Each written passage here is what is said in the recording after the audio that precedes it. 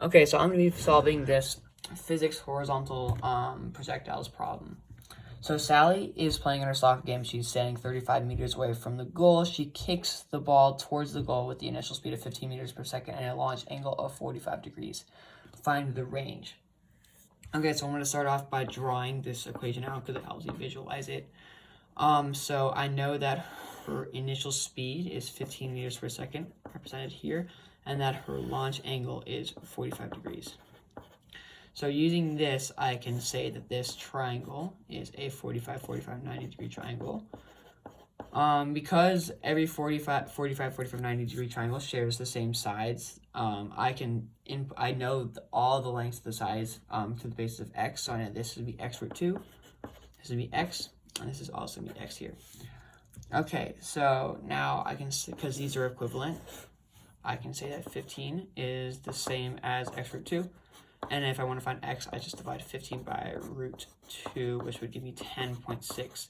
Now I can just input the values of x into the horizontal and vertical sides, which means that vertical is 10.6 and the horizontal is 10.6. The horizontal side in this case represents the horizontal velocity, which means that my velocity is 10.6.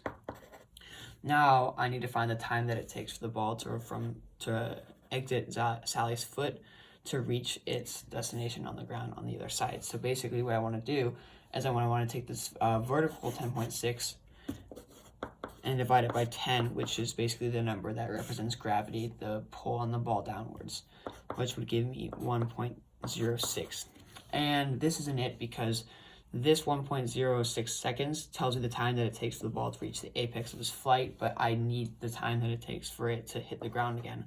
So basically what I do is I multiply 1.06 by 2 because I know that the distance that it takes from for the ball to leave Sally's foot to get to its apex is going to be the same as from the apex of the ball's flight for it to reach the ground. So these two time lengths here and here will be the exact same, which is why I multiply it by 2.